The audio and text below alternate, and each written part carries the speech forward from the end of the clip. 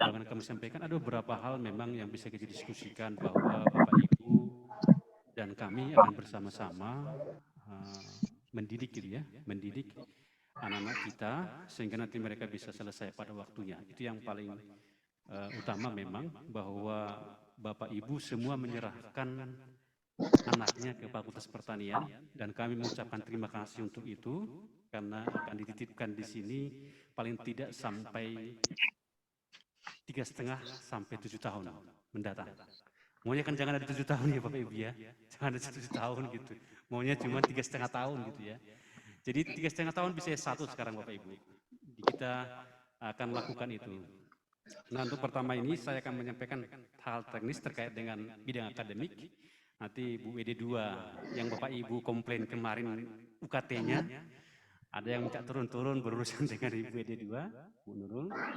Nanti terkait dengan prestasi kemahasiswaan misalnya, organisasi dan sebagainya, nanti berhubungan dengan Bapak Wakil Dekan 3, Pak Dr. Ahmad Jaini.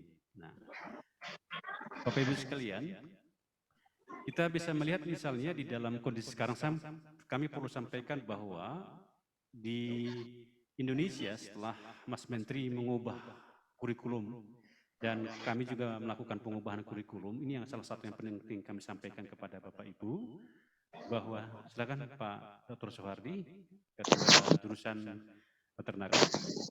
Nah, kemudian apa yang kita mau sedikit sharing ke Bapak Ibu terkait dengan kurikulum 2022.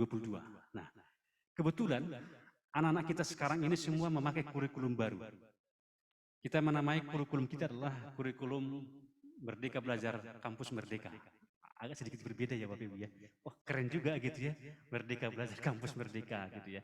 Kalau sebelumnya kami memberikan nama kurikulum di 2018 adalah kurikulum KKNI, kurikulum Kerangka Kualifikasi Nasional Indonesia. Itu kita pakai sebelumnya. Nah sementara dan perubahannya sekarang ada kurikulum namanya, kurikulum Merdeka Belajar Kampus Merdeka. Apa yang menjadi hal penting perlu kami sampaikan di situ Bapak Ibu, kami mau menyampaikan bahwa anak ibu, bapak semua bisa lulus 3,5 tahun sarjana. Itu pertama dulu. Biar uang kuliahnya nggak panjang-panjang membayarnya maksudnya kan. Nah, biar UKT-nya nggak diturunkan lagi. Kalau udah lulus kan UKT-nya nggak turun lagi Bapak Ibu. Nah, jadi yang dimaksud dengan Merdeka Belajar Kampus Merdeka itu, anak-anak kita itu nanti, semua mahasiswa itu akan mengambil MBKM itu di semester 5. Jadi semester 5. Jadi kita buat programnya di fakultas namanya semester 5 mulai MBKM. Kemudian MBKM ini Bapak Ibu ada namanya free from. Nah ini namanya juga free from. Bentuknya bebas. Waduh, sekarang aneh-aneh ya. Kurikulum kok bentuknya bebas gitu. Jadi artinya apa? Free from adalah anak kita semua itu, mahasiswa kita itu boleh mengambil apa saja. Ada 9 MBKM. Ya, kemudian nanti saya jelaskan satu-satu. Kemudian ada lagi namanya MBKM terstruktur. Nah, terstruktur artinya mahasiswa kita melakukan pengambilan mata kuliah atau konversi mata kuliah dari yang diambil, boleh kuliahnya di Jawa, di IPB, boleh kuliahnya di Amerika, silakan saja, boleh kuliahnya di Australia, silakan saja, atau di Thailand. Itu namanya kita konversi ke dalam kuliah kita, namanya kuliah ini MBKM terstruktur, gitu ya. Nah, silakan Pak Dekan di, ya. Jadi Bapak Ibu sekalian,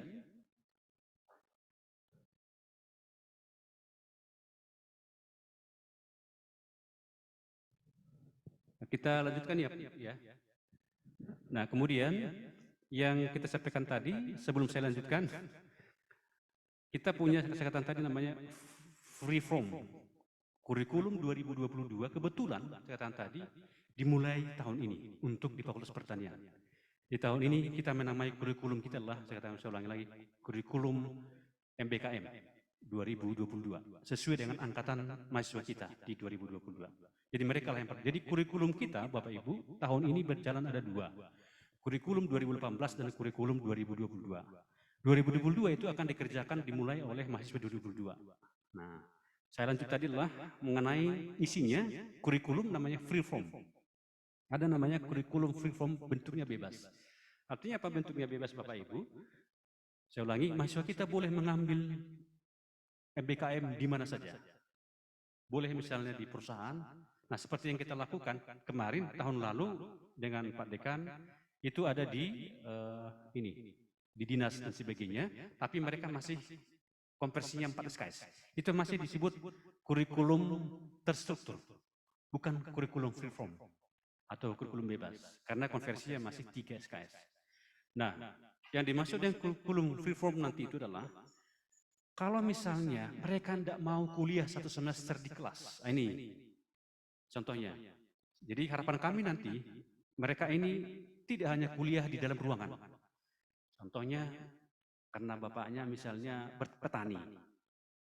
Pak lapor ke saya, ke kami, ke Kajur, Karagotek, ada Pak Kajur Karagotek, lapor, saya mau di kampung saya aja Pak, 1 semester. Mendampingi petani 1 semester. Kita kasih dia 20 SKS. Kita kasih 1 orang pembimbingnya, dan 1 semester dia mendampingi Bapak Ibu di masyarakat. Kalau dia ngambil petani. Itu namanya adalah MBKM Bina Desa. Nah, bayangkan Bapak Ibu, anak kita itu boleh 1 semester di luar kampus, ya kan? Boleh 2 semester, boleh 3 semester. Lanjut lagi. Nah, artinya apa? Agar mereka itu bisa aktif di dalam masyarakat. Silakan Bu Kajur, Bu Miftah, Dr. Miftah Huromah, Kajur Teknologi Pertanian, dan Ibu Afi, Sekretaris Jurusan Teknologi Pertanian. Nah, itu yang kita masukkan terkait dengan MBKM yang free form tadi. Nah, kemudian kalau misalnya dia mau kerja di perkebunan, padahal belum lulus, boleh. Kalau dia kerja sampai 6 bulan, silakan lanjut lagi, boleh. Sampai 3 semester. Kita bayangkan saja Bapak Ibu, kalau anak kita itu dibimbing 1 dosen, kemudian di lapangan mendampingi Bapak Ibu, nilainya langsung dikasih A, sedang begitu, langsung 20 SKS, A, berarti IP-nya 4,0, bukan 0,4 ya, jangan dibalik. Nah, 4,0, luar biasa itu. Itu strategi kita sekarang terkait dengan program namanya MBKM. Itu disebut dengan konversi free form. Atau membina UKM, yang THP, kebetulan ada Kajurnya, Bu Miftah, yang THP, membina UKM. Bapak Ibu yang punya UKM ada? Misalnya, ada buka usaha apa, industri di rumah tangga, dibina terus sampai 1 semester. Kita tunjuk 1 orang dosen, dilapor kepada ketua program studi jurusan, kemudian dilapor ke fakultas, nilainya misalnya bisa disesuaikan dengan kondisi lapangan dan di sini, kemudian dia 20 SKS. Bisa dibayangkan, 3 semester mahasiswa kita boleh di lapangan, tidak kuliah di kelas, konversi 60 SKS. Wow, berbiasa ya sekarang ya. Nah itu memang. Nah, yang kedua, kita sudah melakukan konversi mata kuliah. Mahasiswa kita berprestasi. Kalau dia misalnya juara PKM, juara 1 nasional, kami dengan Pak Dekan tidak perlu buat skripsi. Contohnya saya bilang kemarin ke mahasiswa baru, kalau misalnya dia sudah semester 6, kemudian dapat program kreativitas, kompetisi nasional, juara 1, semester 6 nih. Karena kurikulum kita Bapak Ibu hanya ada sampai semester 6. Pak Verta yang pertama di Unmul mempressing mata kuliah hanya 6 semester, hanya 3 tahun. Ini kreativitas kita membangun agar mahasiswa kita cepat lulus. Nah kemudian, kalau dia misalnya di semester 6 sudah selesai kuliah, tiba-tiba di semester itu juga dia terpilih dan juara 1 nasional, maka dia pulang ke kampus, lapor ke saya, lapor ke kami, maka hari itu juga dia lulus menjadi sarjana pertanian, sarjana teknologi pertanian, sarjana peternakan. 3 tahun lulus S1. Bisa Bapak Ibu. Tapi kalau itu yang dibuat, dia ngambil MBKM, dia juara di nasional, juara 1 ya. Nah, boleh namanya jalur non-skripsi lulus menjadi sarjana. Ini peluang-peluang sebenarnya. Jadi kemarin saya sampaikan ini kepada mahasiswa agar mereka semangat bahwa Anda boleh cepat lulus dari kampus ini, jangan terlalu mencintai kami. Wah, kalau cinta sama kami nanti terlalu lama nanti lulusnya kan Bapak Ibu ya. Nah, jangan terlalu mencintai Pak Dekan dan saya dan semua teman-teman, nanti lama lulusnya. Harapan kami cepat lulus. Itu yang dilakukan. Kemudian konversi seperti kemarin. Anak-anak kita itu ada yang berangkat ke Australia, ada yang ke Thailand dan sebagainya itu, kita konversi mata kuliahnya. Itu kita konversi ada yang 4, ada 6. Ada yang kemarin mendapat PHP 2D namanya, program dari Dikti, kita konversi 8 sampai 10 SKS. Kita bayangkan Bapak Ibu, dia ambil 24 SKS hari itu juga, tiba-tiba dia membuat proposal, lulus PHP 2D di Jakarta, dengan teman-temannya, kita kasih lagi 10 SKS. Masa ada satu semester konversinya sebanyak 34 SKS? Enggak ada kan Bapak Ibu? Tidak ada. Ini bukan mengompral Bapak ya, seperti tukang obat, bukan ya. Tetapi itulah faktanya yang kita lakukan. Agar mendorong mahasiswa kita berkreativitas dan maju, agar mereka bisa cepat lulus. Fasilitas dari fakultas sudah disiapkan sesuai dengan arahan Pak Dekan, semua dipercepat oleh kita untuk pembinaan mahasiswa kita ke depan. Nah, sebelum lanjut, karena Pak Dekan sudah hadir, silakan Pak Dekan bisa membuka dulu ya Pak Dekan ya, untuk memberikan sambutan. Bentar.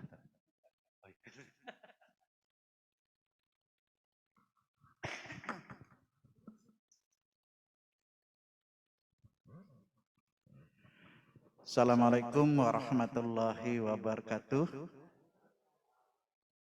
Alhamdulillahirabbil alamin. Wassalatu wassalamu ala asyrafil anbiya'i wal mursalin. Sayyidina wa maulana Muhammadin wa ala alihi wa sahbihi wa barik wa sallim ajma'in amma ba'du. Pertama, mari kita panjatkan puji syukur kehadirat Allah Subhanahu wa taala, Tuhan yang Maha Esa, yang telah memberikan kesempatan pada kita, memberikan kesehatan, memberikan kekuatan hingga hari ini bisa bertemu tatap muka langsung.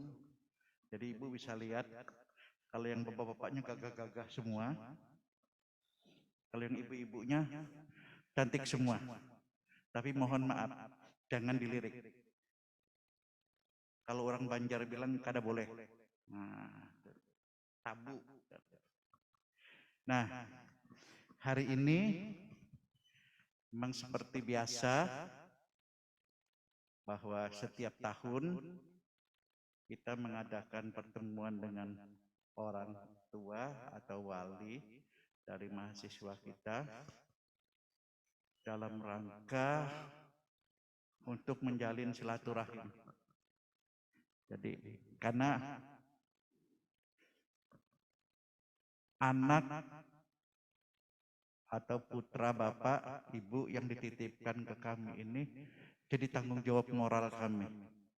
Insya Allah dengan bantuan bapak ibu semua, mudah-mudahan 4 tahun ke depan kami pulangkan sudah jadi sarjana.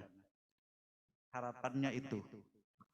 Bahkan kalau memungkinkan tidak sampai 4 tahun bisa jadi sarjana. Dan kita sudah mencetak anak-anak kita yang lulus 3 tahun setengah sudah ada. Bahkan yang 3 tahun 5 bulan pun sudah ada. Bahkan 3 tahun 7 bulan, 3 tahun 38 bulan, 3 tahun 9 bulan itu sudah. Nah, bagaimana caranya? Seperti yang disampaikan oleh Wakil Dekan 1 tadi, Bapak Prof. Bernata Saragi. Banyak. Jadi dalam kurun beberapa tahun terakhir ini semua tahap pembelajaran di Fakultas Pertanian kita rubah total. Tidak mungkin sudah disampaikan oleh Pak Wakil Dekan bahwa di dalam proses pembimbingan pun sudah kita rubah sekarang ini.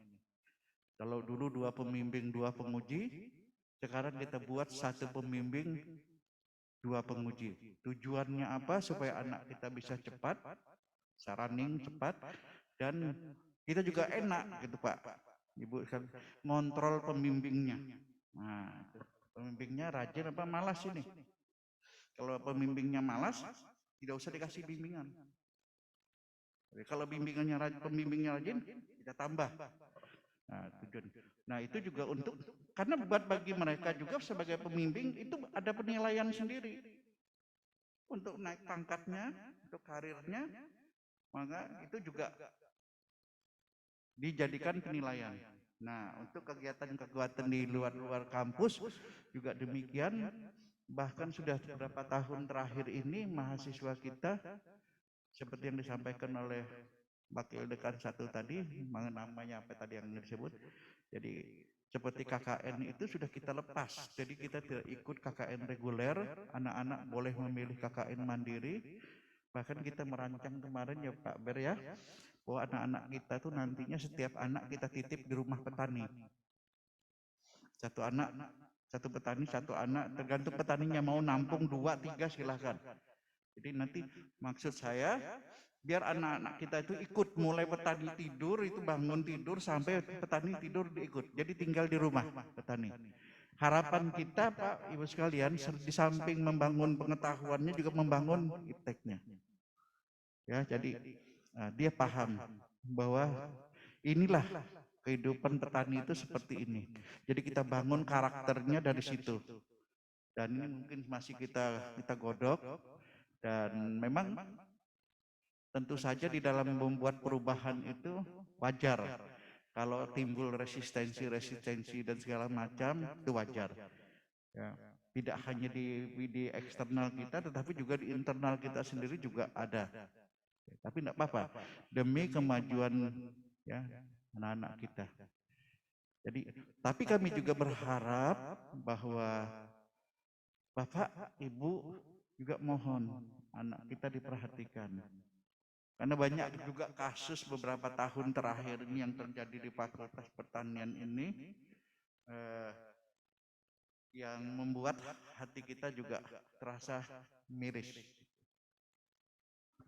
Jadi kadang-kadang kita juga susah mengontrol anak-anak kita di fakultas ini. Saking senangnya dia habis seminar bau ujian bawa minuman dalam kampus. Ini baru-baru ada contoh kasus itu, sehingga mau tidak mau ya, dengan terpaksa kita kasih sanksi. Tetapi sanksi itu sebetulnya bukan untuk menghukum dia, bukan, jadi mengingatkan dia. Ujiannya kita tunda, ya gitu. Kemudian surat kelulusannya kita tunda, tetap melakukan ini, tapi SKL surat keterangan lulusnya yang kita tunda. Karena berulang kali kita bilang nih fakultas ini, jadi kalau kita datang ke kampusnya anak-anakku semua, saya katakan tolong dilihat kalau bapaknya yang berpakaian rapi, masa anaknya berpakaian serampangan. Kalau bapaknya berpakaian pakai sepatu, masa anaknya pakai sandal. Kalau bapaknya pakai kemeja, masa anaknya pakai baju kaos. Kalau rasanya tidak enak gitu dilihat. Nah itu kita himbau. Kemudian juga kita sampaikan ke anak-anak kita bahwa kampus di rumah kita. Kampus di rumah kita. Kalau rumah kita ini jelek, atapnya bocor, begitu, jangan diceritakan di luar. Jangan diceritakan keluar, ngomong sama bapaknya di kampus nih gitu. Pak, rumah kita ini bocor. Jadi apapun yang terjadi di dalam kampus ini jangan sampai orang lain. Kalau pancinya bocor, juga jangan ngomong keluar. Ngucil. Ya, ada yang ngucil. Bepadah dua mamanya minta duit SPP mak duit. Padahal enggak ada. Buat kegiatan ini, sebetulnya enggak ada. Kadang-kadang sering kita cek. Jadi makanya kami kadang-kadang juga mencatat nomor HP orang tua dari anak-anak kita itu, tujuannya nanti suatu saat kalau ingin berkomunikasi kami bisa menghubungi. Jadi kalau suatu saat nanti Bapak Ibu terima namanya WA atau telepon dari kami, tolong diangkat, jangan dimatikan. Tolong diangkat, jangan dimatikan. Pasti ada sesuatu yang ingin disampaikan. Nah, tujuan kita agar anak-anak kita ini bisa kita dampingi sama-sama. Mudah-mudahan anak-anak kita ini menjadi orang yang bermanfaat di kemudian hari. Biasanya saya nih, seperti kemarin, ini anak-anak kita, Bapak Ibu lihat lagi rame-rame di bawah itu, enggak dihukum Pak. tapi supaya dia akrab dengan teman-temannya satu sama lain, apalagi habis COVID ini Pak. Ya, jadi saya bilang kalau duduk di situ, lihat temannya kiri kanan ini muka belakang, jangan dilihat program studinya. Karena kalau di fakultas ini jangan kita memisahkan dulu. Saya kan bukan program studi agroekoteknologi, saya tidak perlu kumpul sama anak-anak agroekoteknologi, tidak begitu. Kumpul, bahwa ini kita satu keluarga besar, di sini kita berkumpul, di sini kita belajar, di sini kita menuntut ilmu. Mudah-mudahan juga kita bisa selesai sama-sama. Kami sangat senang sekali Pak kalau 322 orang yang di bawah itu bisa lulus semua. Biar aja kampus ini kosong, enggak apa-apa. Gitu. Ya, jadi tahun ini yang terdaftar ini, yang ikut ini ada 322. Nah, padahal kita daya tampung kita kemarin itu ada sekitar 350 ya. 350. Nah, mudah-mudahan kita berharap paling tidak itu anak-anak itu selesai semua. Jangan ada yang DO.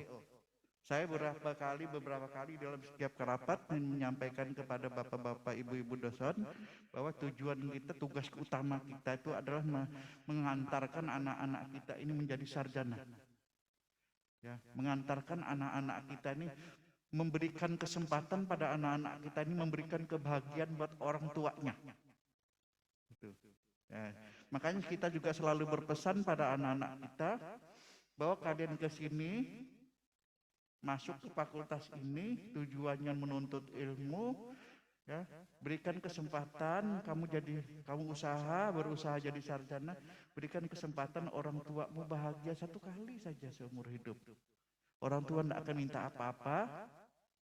Melihat kalian jadi sarjana itu, kalau hati mereka itu bisa bicara, saya katakan kemarin dengan anak-anak kita, mungkin kalau hati itu bisa meledak gitu, saking senangnya. Itu saya pesan. Nah, lalu juga kita pesan sama anak-anak kita, jangan lupa bahwa menuntut ilmu itu bukan untuk diri kita sendiri. Menuntut ilmu itu untuk orang banyak. Jadi diniatkan memang dari rumah itu bahwa menuntut ilmu itu untuk orang banyak, bukan untuk diri kita sendiri. Karena ilmu itu tidak dibawa mati. Saya bilang dan anak-anak kita, ilmu itu tidak dibawa mati. Bukti nyata itu jelas itu. Kalau Profesor Rusdiansah itu mati, yang ngomong nih, nanti di nisannya itu paling bertulis Rusdiansah bin siapa gitu. Kalau gelar profesornya, doktornya, insinyurnya, MSI-nya itu ikut di nisan itu enggak ditulis tuh. Kalau doktor insinyur Samad Ramayana MSI ini mati, gitu, di nisannya itu bertulis Doktor Insinyur Haji Samad Ramayana MSI, enggak ada. Demi Allah enggak ada. Itu artinya apa? Ilmu tidak dibawa mati, Pak. Ilmu itu barunya bermanfaat kalau kita sebarkan, kita sampaikan ke orang lain. Kalau orang lain yang kita sampaikan ilmu pengetahuan itu lebih pintar dari kita, dosa khawatir, dosa diri. Berarti kita sukses memindahkan, menyampaikan ilmu kita itu ke orang lain, sehingga orang lain lebih pintar, lebih hebat dari kita. Itu anak-anak kita sampaikan. Nah, caranya bagaimana dapatnya? Ya, jadi saya selalu ingatkan anak kita. Nanti Bapak Ibu tolong dibantu saya, Bu, dibantu kami di fakultasnya mengingatkan anak-anak kita kalau keluar dari rumah itu biasakan berdoa, biasakan berniat. Ya Allah, sengaja hamba nih turun ke kampus, nih kan, kalau niat itu biasanya di awal dengan sengaja bahasanya kan, sengaja saya nih turun ke kampus untuk menuntut ilmu. Baru tambahkan doa di ujungnya tuh sedikit. Ya Allah, tambahkan ilmu pengetahuan hamba, bukakan hati pikiran hamba supaya bisa menyerap ilmu pengetahuan yang disampaikan dosen di kampus. Karena kan gampang tuh Pak. Nggak usah pakai bahasa Arab, bahasa Banjar, bahasa Jawa, bahasa Kutai, jadi. Saya bilang kemarin, kalau kita sudah berniat seperti itu, berdoa seperti itu, kemudian kita pergi ke kampus, ditabrak mobil di selimpangan lembus tuh mati, syahid. Karena matinya sudah diniatkan untuk pergi menuntut ilmu. Mati ditabrak mobil Simpang 4 Lembus tuh syahid. Tidak usah pergi ke Syria sana, tidak perlu pergi ke Irak ikut tembakan di sana, tidak perlu. Begitu sampaikan anak-anak kita. Jadi proses mendapatkan, kata Allah, tuntutlah ilmu itu sampai ke negeri Cina sana. Nah, berapa banyak ilmu yang kita peroleh ini sangat tergantung pada usaha kita. Karena ilmu itu bukan milik kita, ilmu itu milik Allah. Jadi kalau Allah memberi itu tergantung niat kita, tergantung apa yang kita minta. Kalau kita niatnya bagus, mintanya bagus, dikasih. Tapi ya juga harus usaha. Jangan mintanya banyak tapi tidak mau belajar. Nah, salah juga itu. Ya kan? Jadi kalau mau dapat banyak, berdoa, minta dulu, minta belajar, insya Allah dikasih banyak. Jadi tergantung. Nah, niatnya apa, mintanya seperti apa. Ya kan gitu.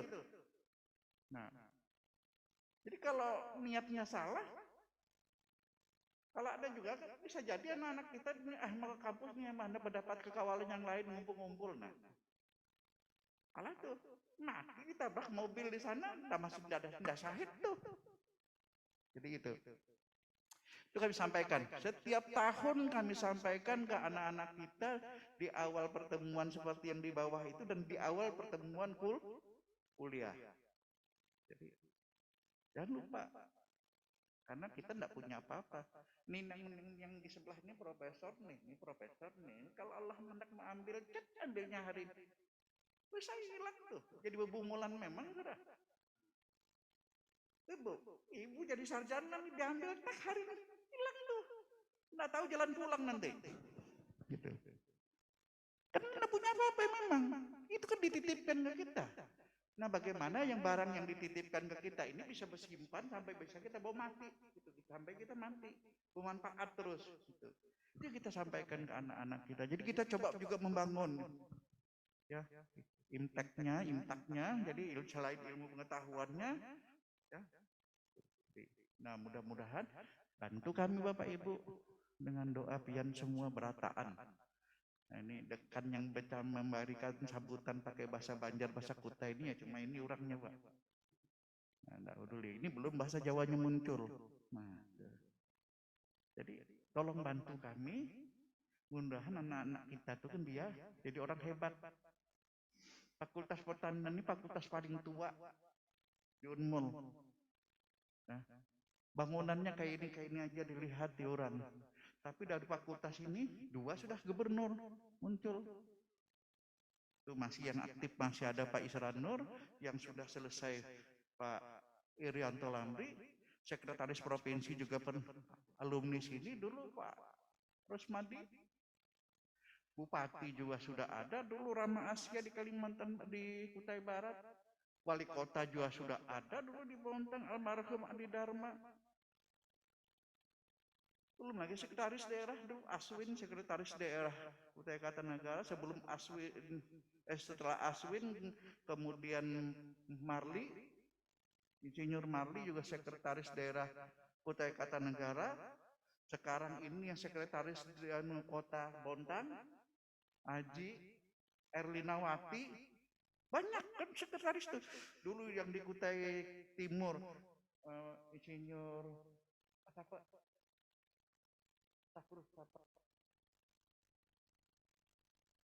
Sapur, banyak.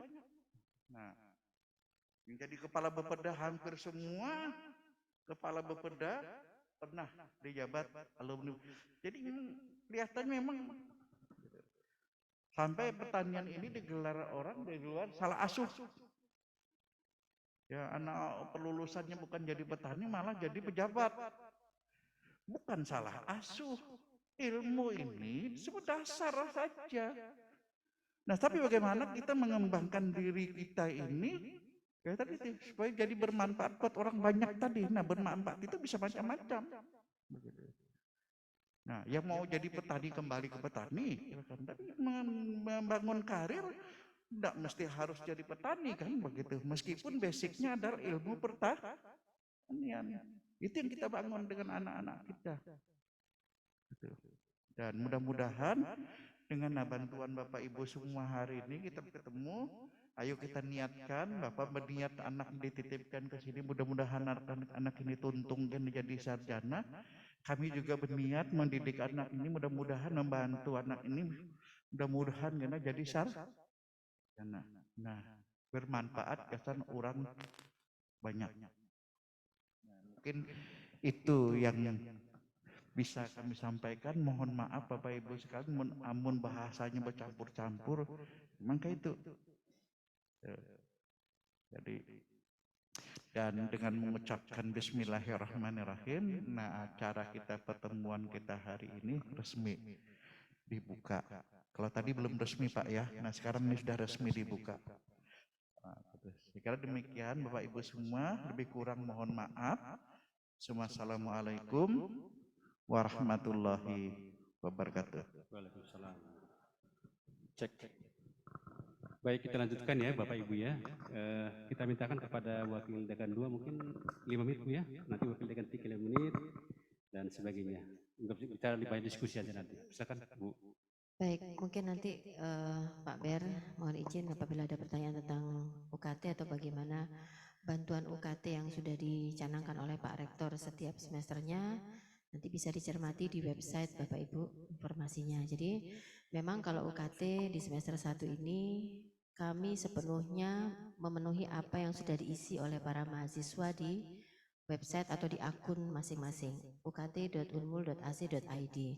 Jadi harapannya memang kami secara personal tidak berani mengubah apapun di situ. Jadi tidak ada menaikkan atau menambahkan pendapatan Bapak Ibu karena di situ menyangkut aset dan pendapatan. Nah, terkait isian memang kami serahkan ke Bapak Ibu sekalian dan putra-putri Bapak Ibu yang kemarin sudah mengisi. Selanjutnya Bapak Ibu tadi sudah disampaikan Pak Ber bantuan atau support institusi terhadap pengurangan UKT gitu ya untuk mensupport kemajuan pendidikan itu Pak Rektor setiap semesternya menggulirkan bantuan UKT. Semoga saja ini adalah kelanjutan dari bantuan selama program COVID gitu ya, penanganan COVID, tapi saya pantau sampai semester ini masih ada bantuan UKT setiap semesternya. Masalahnya kadang-kadang banyak yang terlewat Bapak Ibu. Putra-putrinya lupa melihat atau tidak kurang jeli. Sudah mengisi berkas tetapi tidak ngeklik ajukan. Nah, itu banyak sekali. Apabila sudah di backup oleh peraturan rektor, kami tidak bisa mengeksekusi apabila ada keterlambatan berkas yang masuk. Kemudian apabila ada kesalahan dalam mengeksekusi, misalnya kurang klik, karena kalau kurang klik ajukan itu Bu, proses berkas itu masih ada di mahasiswa, belum ada di kami. Jadi mohon bisa sama-sama diingatkan putra-putri Bapak Ibu sekalian, karena ini menyangkut juga bantuan UKT yang bisa kami berikan. Sebagai contoh misalnya apabila putra-putri Bapak Ibu sudah seminar proposal, itu berhak mendapatkan 50% penurunan UKT. Apabila sudah seminar hasil, menuju ke pendadaran, ujian skripsi itu bisa bebas UKT. Itu kan luar biasa Bapak Ibu. Biasanya seminar, kalau misalnya ditanya kapan seminar proposal itu bisa dikerjakan gitu ya, tergantung kecepatan masing-masing putra-putri Bapak Ibu. Ada yang bisa sampai di semester 6, semester 7 itu ada yang proposal Bu. Jadi kalau di fakultas lain tidak bisa dibijaki, insya Allah di tempat kami bisa dibijaki untuk ikut program itu. Nah, apabila sudah semhas memang ada syarat ketentuan berlaku, biasanya saya tanya, setelah seminar hasil ini kapan ujian pendadarannya? Karena untuk memastikan bahwa pembebasan UKT ini tidak semata-mata membantu secara perekonomian gitu ya Bu ya, untuk menurunkan beban Bapak Ibu, tetapi juga bisa mendorong putra-putri Bapak Ibu untuk terpacu menyelesaikan perkuliahan atau masa perkuliahan yang tadi sudah kami canangkan kalau bisa kurang dari 4 tahun. Dan alhamdulillah banyak sekali yang terbantu Bapak Ibu. Kami sudah mengeksekusi setiap semesternya itu hampir 500 berkas penurunan UKT. Artinya bahwa mahasiswa itu lumayan gairahnya untuk mengikuti program ini dan terasa sangat membantu sekali. Nah, Memang kalau dahulu kita arahnya ke arah COVID, sekarang kita mulai ke arah peningkatan prestasi, sehingga apabila Bapak Ibu putra-putrinya berprestasi, insya Allah kita akan mengeksekusi dengan sangat mudah, karena berkasnya pasti lebih pasti. Saya kira itu Pak Ber, nanti kita lanjut di diskusi. Mungkin? Baik, kami persilakan kepada Pak WD3. Silakan Pak, nanti Kajur dan Sekjur, kira-kira 2-3 menit ya. Berapa menit Pak? Paling lama 5 menit. Bapak Ibunya serius soalnya. Baik, Assalamualaikum warahmatullahi wabarakatuh. Nama saya Ahmad Zaini, Bapak Ibu. Saya jadi kader di hadapan Bapak Ibu. Tapi urusan saya tentang mahasiswa. Jadi kalau ada apa-apa, mahasiswanya ngadu ke saya. 2 tahun ini sering saya diteleponin orang, wahau Bapak, anak saya kok nggak lulus-lulus. Nelponnya anaknya sudah hampir 7 tahun baru nelpon saya. Bapaknya nggak tahu kalau anaknya nggak lulus-lulus. Dari Bontang nanya, Pak, anak saya kok tidur saja di rumah, kok nggak kuliah-kuliah. Terus dari Kubar, Pak, saya nggak kuat bayar UKT, anak saya nggak mau kuliah. Dari Kutim ada nanya, Pak, kok anak saya ditagih UKT-nya banyak betul karena nggak bayar, Bu. Padahal setiap bulan saya kasih.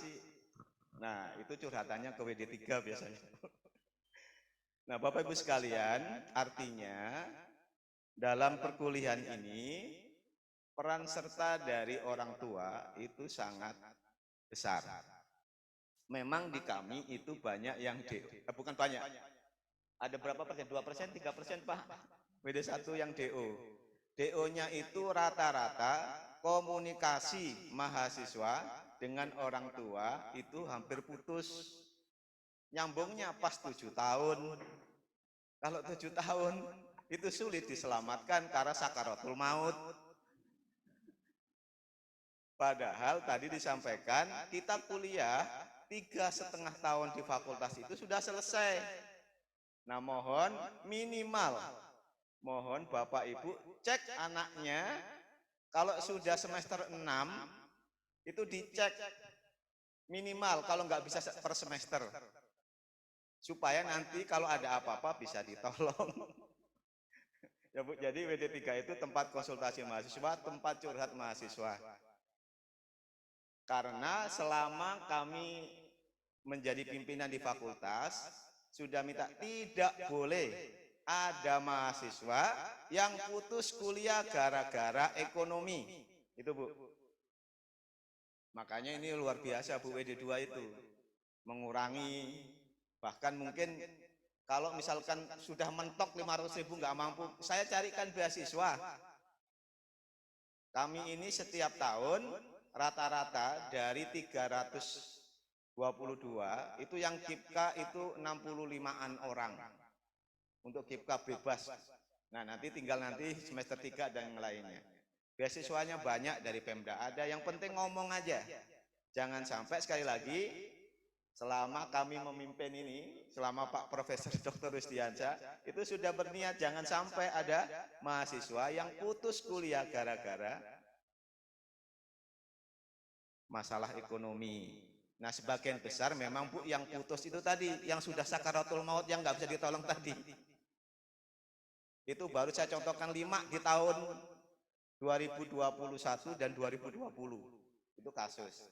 Nah, artinya nanti kalau Bapak dan Ibu ada masalah terkait dengan persoalan di luar kampus yang mempengaruhi anak-anak kuliah, nah telepon saya. Telepon Pak Rusdi 08539 1258739. Nanti Mas Firman telepon saya bisa dihubungi oleh Bapak dan Ibu.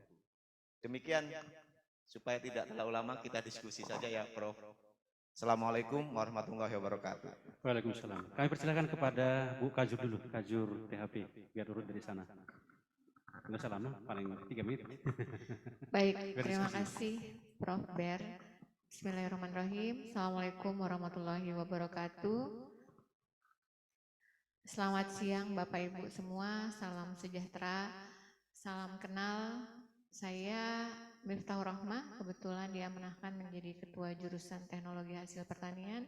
Mungkin di sini ada wali mahasiswa yang mengambil di program studi Teknologi Hasil Pertanian.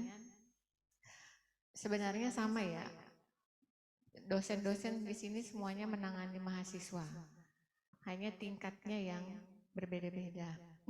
Intinya dari kami, seperti yang sudah disampaikan, kerjasama dengan Bapak Ibu semua itu sangat penting agar progres itu jelas sampai di mana. Dan saya mungkin mohon izin, kemarin sempat diskusi barusan, insya Allah tiap semester mencoba mengirimkan hasil studi progres putra-putri Bapak Ibu semua, khususnya di jurusan Teknologi Hasil Pertanian, kami akan kirimkan ke Bapak Ibu semua supaya tahu sampai di mana. Karena kasus ada beberapa mahasiswa orang tuanya tidak tahu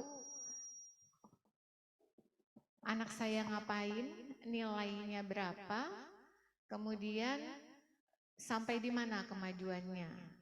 Ada yang sudah 2 tahun, kemarin baru saya di WA, 2 tahun kuliah, mohon maaf, IP-nya masih 1, jadi selama 4 semester itu 1, akhirnya saya telepon orang tuanya.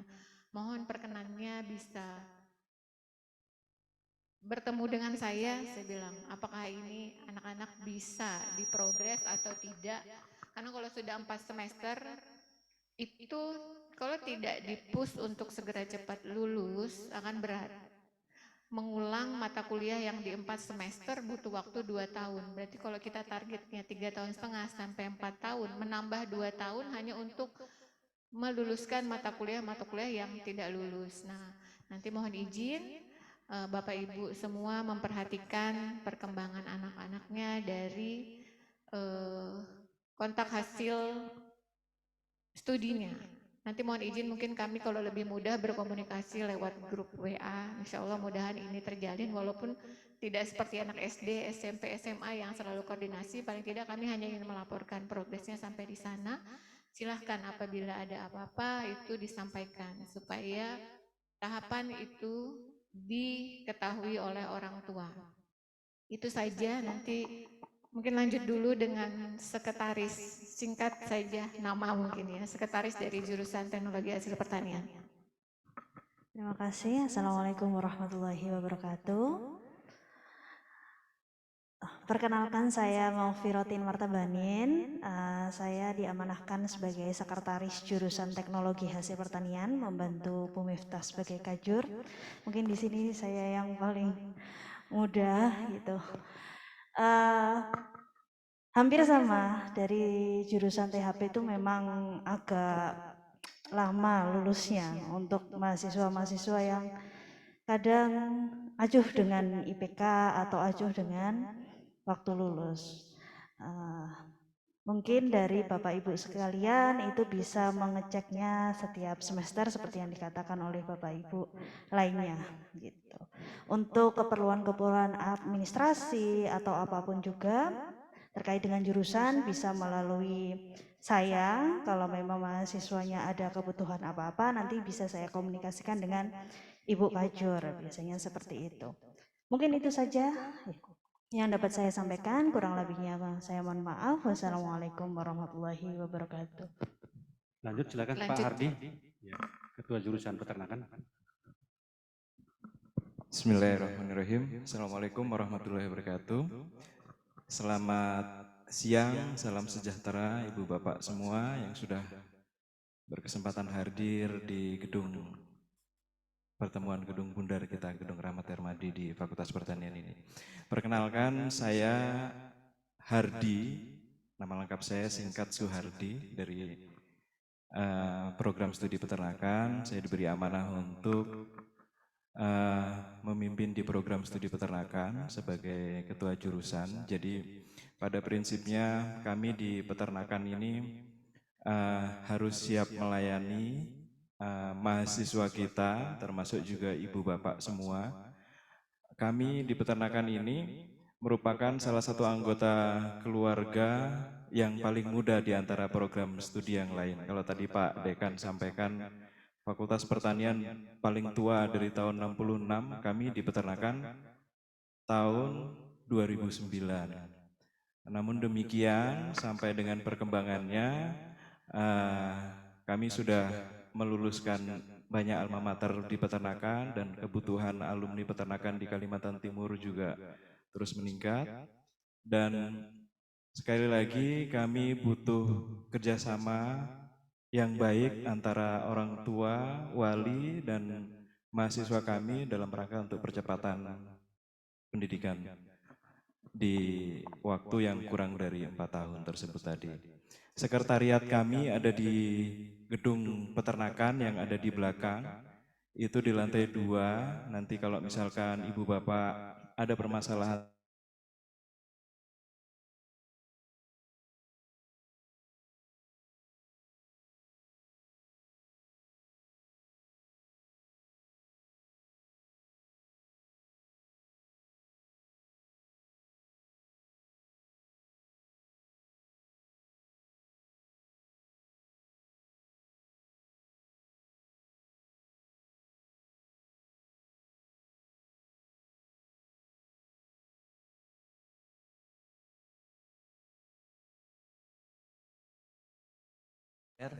Perkenalkan, saya Samad Ramayana, tapi bukan pemilik Ramayana Group. Sesuai tadi dengan kata Pak Dekan, mesti doanya memang niatnya untuk kuliah, insya Allah itu akan diijabahi oleh Allah Subhanahu Wa Taala.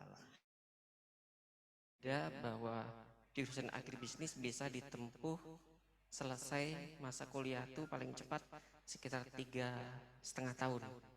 Karena riset kami itu mencari data ke lapangan dan banyak mahasiswa-mahasiswa yang bisa lulus dalam jangka 3,5 tahun.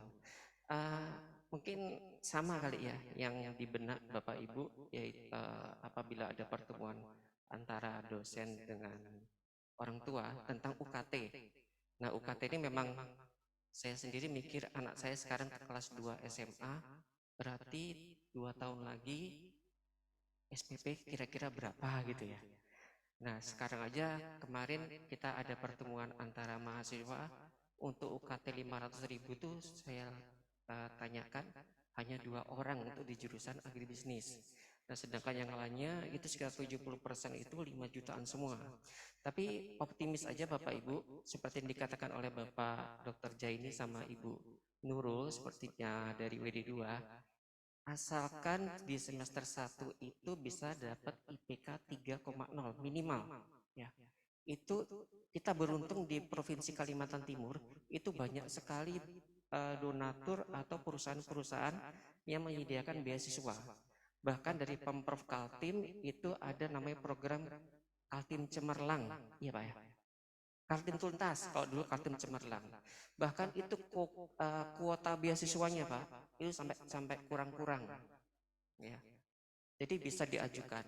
Belum lagi dengan beasiswa-beasiswa lainnya. Ada Marta Tilaar, ada PKT, bahkan ada LNG dan lain-lain. Itu mungkin sedikit gambaran tentang UKT. Nah, kemudian untuk lapangan kerja, alhamdulillah dari tadi pejabat-pejabat yang dijelaskan oleh Pak Dekan itu adalah merupakan lulusan dari jurusan agribisnis. Ya, mungkin itu aja dari saya ucapkan wassalamualaikum warahmatullahi wabarakatuh. Tepuk tangan dulu Bapak Ibu sekalian untuk kita, untuk para pejabat-pejabat, terutama alumni kita Bapak Ibu sekalian. Nah, perlu kami informasikan juga kepada Bapak Ibu semua bahwa di Fakultas Pertanian ini ada 109 dosen sekarang dan 8 guru besar atau profesor, 4 di agroteknologi, 2 di THP dan 2 di agribisnis, dan nanti akan menyusul lagi mungkin jadi 3 ya, karena akan ada yang pindah ke sini. Jadi mungkin 9 dalam tahun ini, dan prediksi kami tahun depan kita paling tidak memiliki 12 atau 11 profesor di Fakultas Pertanian. Kemudian kita punya sekarang sekitar 37% untuk lektor kepala kalau di jabatannya, kemudian sisanya adalah jabatan lektor, kemudian asisten ahli dan tenaga pengajar. Nah, kemudian Bapak Ibu sekalian, kita punya 50 doktor. Kalau dikumpulin 50 doktor luar biasa itu ya. 50 doktor dan 59 S2. Nah, itu yang sekarang data untuk dosen di Fakultas Pertanian. Dan semuanya punya kinerja yang sangat baik untuk menunjang bersama-sama dengan anak-anak kita semua, para mahasiswa, untuk membangun pertanian di Kaltim maupun di nasional. Demikian Bapak Ibu untuk sementara dari kami, dan kita buka diskusi. Bapak Ibu silakan, ada yang mau menyampaikan masukan, tanggapan dan sebagainya, dipersilakan. Boleh juga yang melalui link Zoom, Pak Dekan, kami laporkan juga ada di link Zoom. Saya sampaikan sekitar 40-an orang ya, sekitar 40 orang di Zoom, di link Zoom, para orang tua, karena ada berada juga di berbagai daerah, sehingga kita buka link Zoom-nya. Jadi totalnya mungkin sekitar hampir 100-an ya. Dipersilakan Pak ya, dari mana, anaknya siapa gitu ya, jurusan apa, nah itu bisa biar kita lebih kenal gitu Bapak Ibu sekalian. Dipersilakan Pak. Assalamualaikum warahmatullahi wabarakatuh. Saya perkenalkan, nama saya Muhammad Jafar, orang tua daripada Muhammad Ihsan Jafar, jurusan peternakan. Saya berasal dari Sulawesi Barat, yaitu Mamuju yang kemarin kena gempa. Saya sangat berbangga dan bersyukur bisa diterima anak saya di sini, dan terima kasih banyak Pak atas fasilitas yang disiapkan. Sebenarnya kami ini adalah seorang petani tulen, bukan petani dibikin-bikin, betul-betul petani. Jadi akhirnya kami pilih jurusan pertanian, tapi terkhusus peternakan. Dan saya tertarik sekali tadi apa yang disampaikan oleh Bapak, bahwa putra-putri kami yang kami titip di sini tidak menutup kemungkinan ada yang berminat untuk KKN di luar daerah atau di luar negeri. Yang kami pertanyakan, adakah motivasi khusus yang dimiliki oleh fakultas ini untuk memotivasi anak-anak kami, termasuk dorongan kami dari orang tua untuk memotivasi anak kami agar bercita-cita untuk KKN di luar negeri?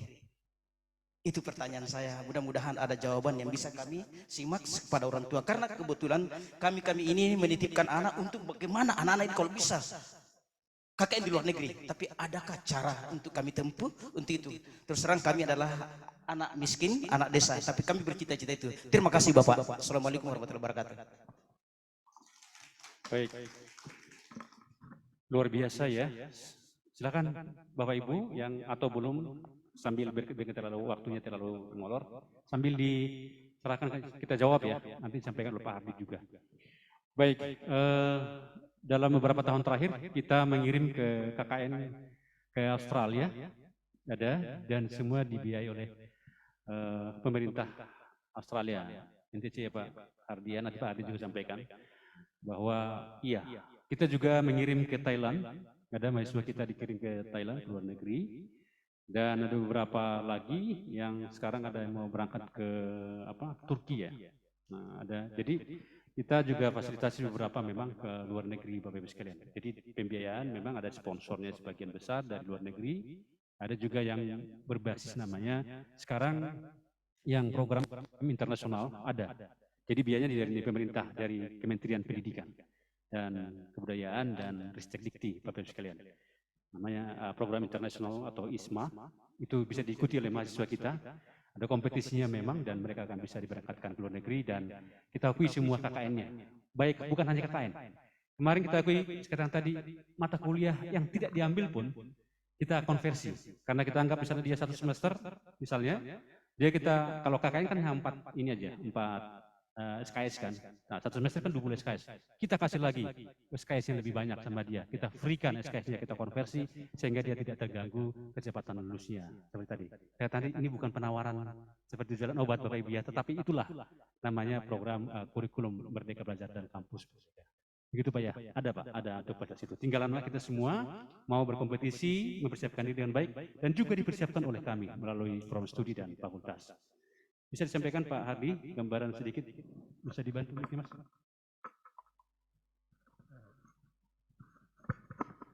Baik, terima kasih Pak. Saya menambahkan karena ini tadi dari peternakan ya Pak. Terima kasih sudah mempercayakan anaknya untuk dititipkan di program studi peternakan.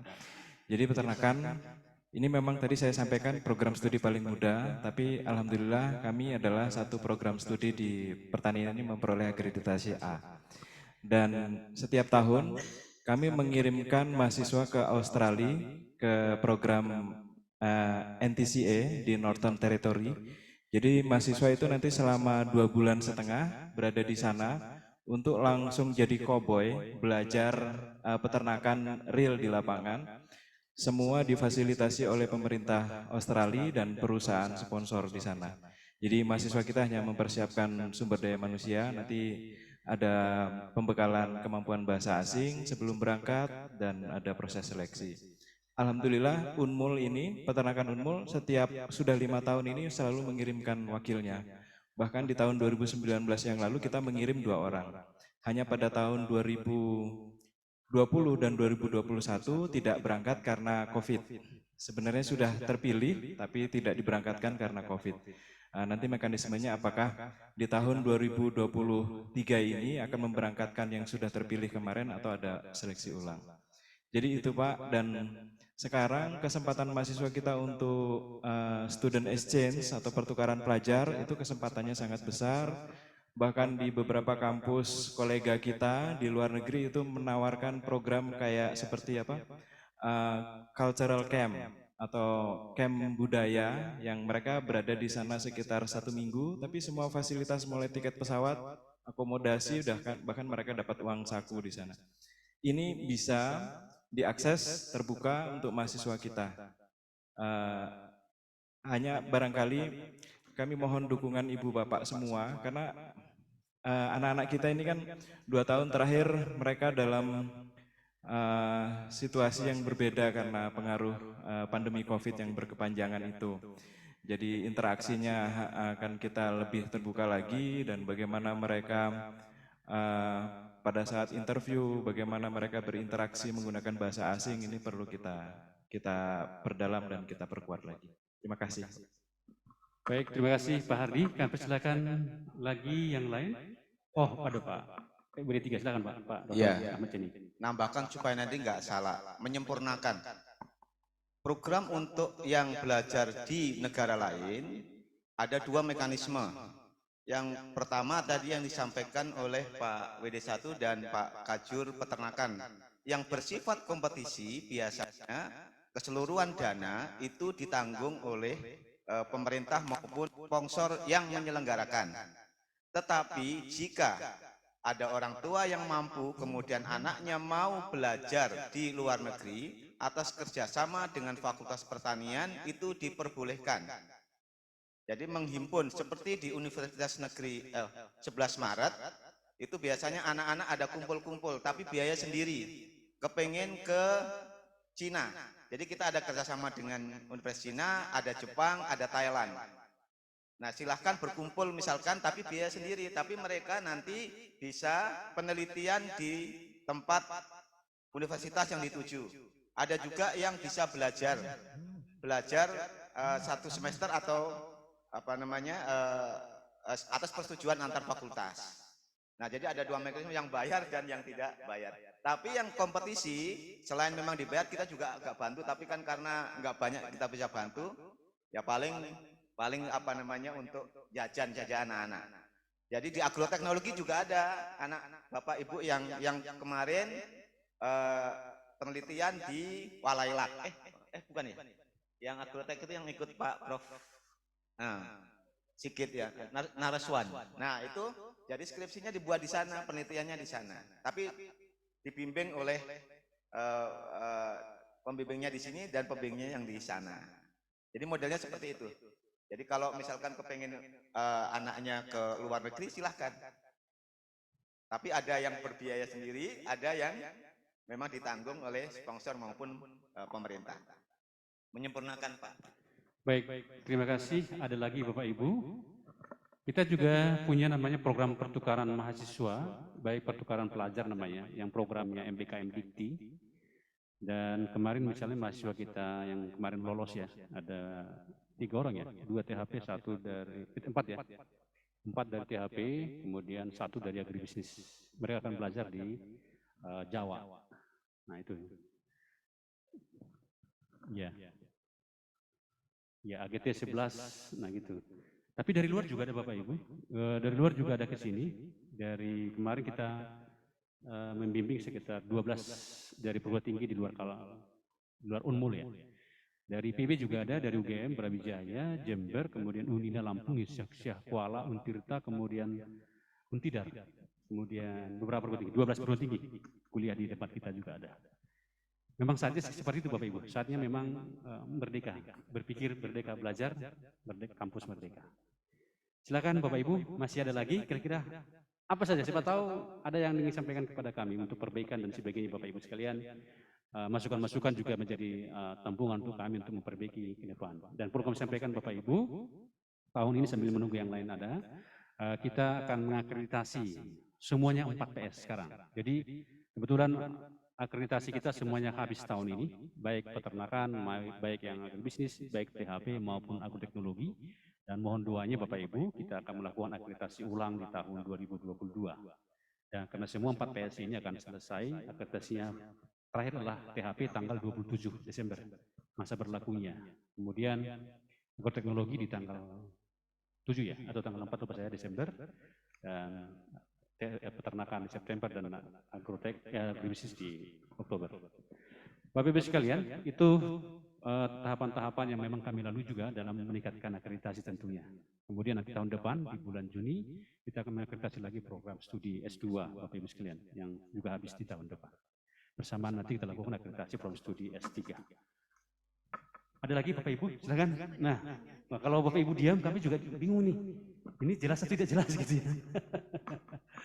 Tapi pada intinya Bapak Ibu silakan sambil menunggu ada yang oke, silakan. Mas. Ya, di samping kanan saya, kanan kita. Ya. Oh, nanti setelah ini dari Zoom ya, ada dari Zoom. A'udzubillahi minasyaitonirrajim. Bismillahirrahmanirrahim. Assalamualaikum warahmatullahi wabarakatuh. Nama saya Abdi Muhammad Sasongko, saya wali dari Anisya Wulandari, jurusan peternakan. Yang ingin saya tanyakan untuk terkait dengan KKN yang bebas tadi, bisa 1 semester, 2 semester, atau 3 semester. Ini kan kalau misalnya apa? Kalau misalnya dia KKN untuk membantu pertanian atau peternakan atau peternak, itu kalau misalnya ke peternaknya langsung, itu tapi keluarga, untuk penilaiannya bagaimana? Penilaiannya apakah dari keluarga sendiri? Itu karena memang dari pihak keluarga kami ada keluarga yang memiliki beberapa ternak sapi atau ayam yang lain. Jadi misalnya kalau adik saya akan mengikuti KKN bersama keluarga ini, bagaimana cara penilaiannya? Seperti itu, terima kasih. Baik, terima kasih. Sambil menunggu, tolong nanti di chat kalau bisa dilihatkan ya. Baik, untuk yang 20 SKS, kita sudah punya programnya, namanya program kurikulum freeform. Jadi dia tidak masuk di dalam kurikulum yang ada sekarang. Nah, jadi agak beda dengan yang sebelumnya. Kalau misalnya yang sebelumnya itu kan sudah jelas mata kuliahnya. Mata kuliahnya misalnya apa? Kewirausahaan. Kalau misalnya peternakan, ilmu ternak, ilmu produksi ternak, sudah jelas itu kan? Itu jelas semua. Tetapi yang sekarang mata kuliahnya namanya tidak ada. Mata kuliahnya itu nanti berdasarkan namanya CPL, capaian pembelajaran. Capaian pembelajaran waktu dia masuk di desa atau di petani. Nah, itu namanya mata kuliahnya itu akan muncul setelah dia melakukan baik KKN, baik pendampingan petani, baik pendampingan peternakan, dilihat dari namanya CPL-nya atau capaian pembelajaran. Itu yang kita susun.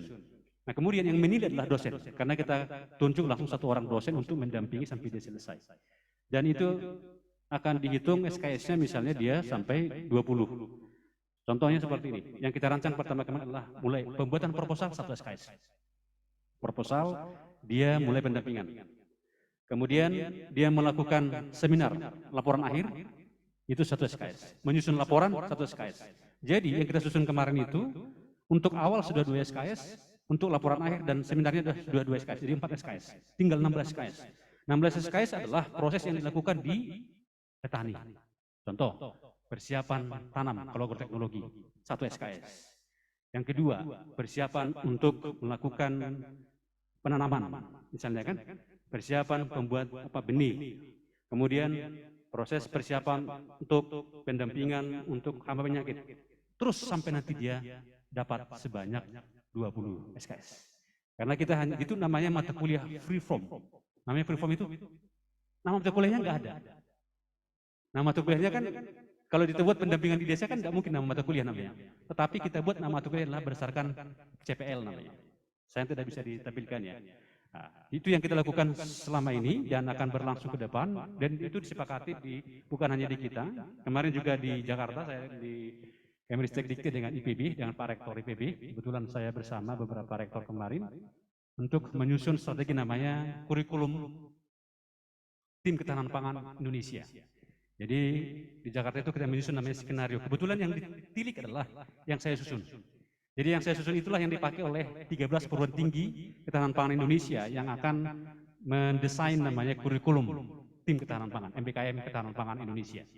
Nah kemarin Pak Rektor IPB bilang ditiru adalah punya Unmul yang saya sampaikan presentasi kemarin di depannya Pak Dirjen, Pak Hijam. Itu contohnya Bapak Ibu sekalian. Jadi kita polanya seperti itu, gitu ya. Jadi tidak ada nama mata kuliahnya, tapi mata kuliahnya akan muncul setelah dia melakukan kegiatan. Contohnya sekarang tadi, kalau sekarang nggak tahu mata kuliah apa dia. Kalau peternakan misalnya saja, oh persiapan apa di peternakan. Nanti orang Pak Hadi dan kawan-kawan lebih tahu. Peternakan misalnya kan, apakah ada, kalau pemotongan sapi misalnya, itu juga ada ilmunya berapa SKS pemotongan sapi. Kalau misalnya penggemukan sapi, berapa SKS. Persalinan sapi, berapa SKS. Nah itu dia harus pelajari semua sampai muncul. Jadi mata kuliah nanti adalah mata kuliah CPL persalinan sapi 1 SKS. Kemudian dia misalnya penggemukan sapi 3 SKS. Kira-kira begitu. Di keluar nanti namanya di transkrip mereka masing-masing. Ini namanya mata kuliah free form. Jadi mana juga free kan, bentuknya bebas Bapak Ibu sekalian. Ada lagi? Saya pikir jelas ya. Kita buka di chat atau di chat, silakan. Oke, dari Pak, ini lagi Pak Adiah ya. Mohon maaf ya kalau salah ya. Pak Adiah Mur dari Bontang. Assalamualaikum, saya Adiah, orang tua dari Naswa Kamila, ingin menanyakan apakah sudah Ibu Bapak sampaikan di forum ada penjelasan bentuk tertulis tinggal lebih detail dan jelas. Oh sudah tadi ya. Oke ya, saya pikir sudah jelas pertanyaannya tadi. Kalau terkait dengan mata kuliah free form, sudah jelas saya pikir. Mata kuliah namanya, sekarang tadi kita punya mata kuliah namanya free form, mata kuliah terstruktur, ya kan?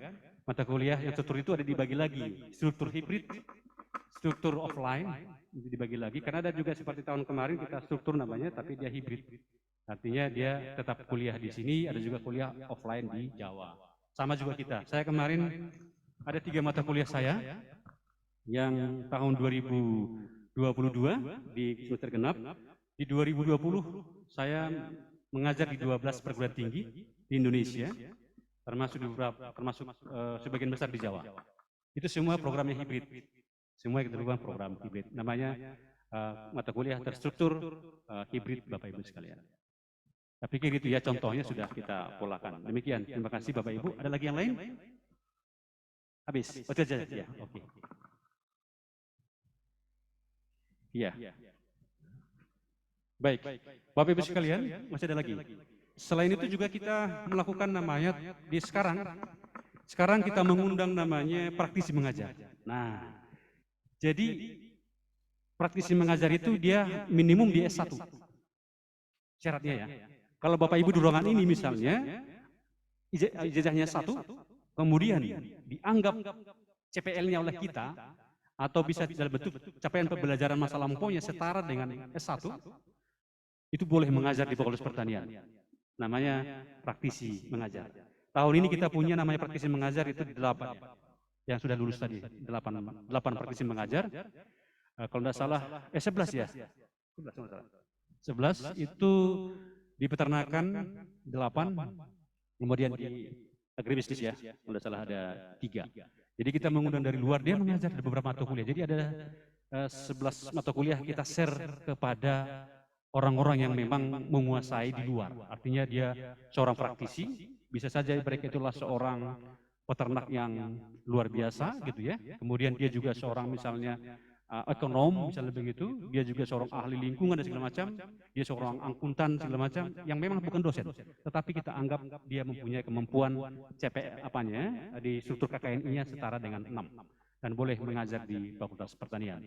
Dan dia akan dibayar oleh Dikti, bukan kami yang bayar ya. Karena yang lolos itu akan dibayar oleh Dikti sesuai standar Dikti. Bayarannya lumayan. Misalnya ada yang, contohnya kemarin saya tawarin kepala dinas juga ada. Kalau ada yang mau misalnya kan, di beberapa teman itu, karena kesibukan belum bersedia ternyata. Kalau mau mengajar di Fakultas Pertanian sesuai dengan praktisi-praktisi yang mereka punya. Tapi itu tantangan lain Bapak Ibu sekalian yang bisa kita lakukan. Kemudian, ini ada lagi dari orang tua dari Fahri Aksan, untuk penurunan UKT bisa diajukan di semester berapa?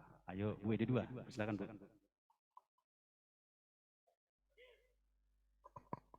Ya, baik Bapak Ibu sekalian, terkait UKT, itu sebetulnya setiap semester memang ditawarkan Bapak Ibu. Memang harapannya untuk mahasiswa baru di semester 3. Namun tidak menutup kemungkinan apabila di semester 2 ada hal-hal yang di luar kehendak. Jadi misalnya seperti ini, kadang-kadang berkas yang menjadi faktor gitu ya, karena kan kita online Bapak Ibu, kalau untuk mengeksekusi UKT itu basisnya adalah semua berkas yang diupload oleh putra-putri Bapak Ibu, sehingga mohon dukungannya agar semua berkas itu bisa dikirimkan dengan lengkap, selengkap mungkin, termasuk informasi apabila titik kesulitannya di mana, misalnya sudah tidak ada bapak, tidak ada ibu, seperti itu harus disampaikan, karena kadang karena kita sifatnya semua pemberkasan itu online, kita tidak bisa ngecek langsung di lapangan, termasuk apabila ada kesulitan ekonomi. Nah, jadi untuk jawaban yang di atas, silahkan apabila semester depan ada kesulitan yang sangat, kita bisa melakukan eksekusi untuk bantuan UKT. Tapi harapan kami diselesaikan dulu di tahun ini, nanti semester ke-3 baru bisa kita mulai eksekusi untuk yang mahasiswa baru. Begitu Bapak Ibu, mungkin ada lanjutan tentang UKT. Nah, saya tambahkan tadi yang disampaikan oleh Bapak Ketua Jurusan, kadang-kadang pembayaran UKT itu ada tersendat gitu ya.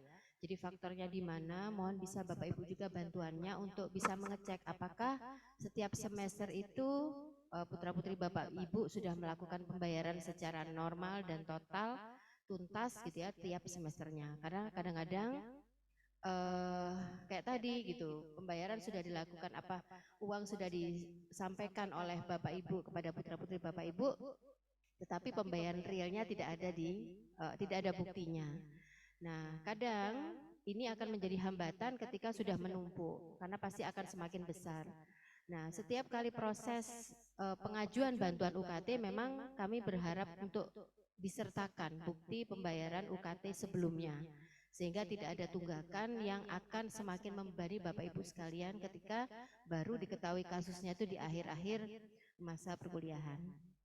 Nah, terkait ini juga Bapak Ibu, apabila ada kesulitan pembayaran, kita mulai merapikan, berharap bahwa sebelum ujian tengah semester, UKT sudah harus proses beres dibayarkan. Karena kadang-kadang di fakultas lain masih difasilitasi tentang penundaan UKT Bapak Ibu, tapi di kami tidak, karena itu menjadi tagihan piutang fakultas terhadap universitas bahkan dari kementerian.